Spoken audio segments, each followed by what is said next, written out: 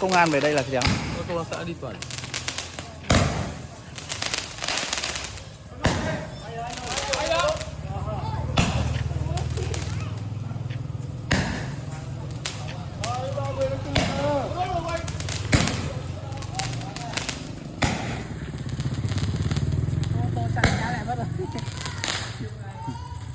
Công an đến kiểm tra.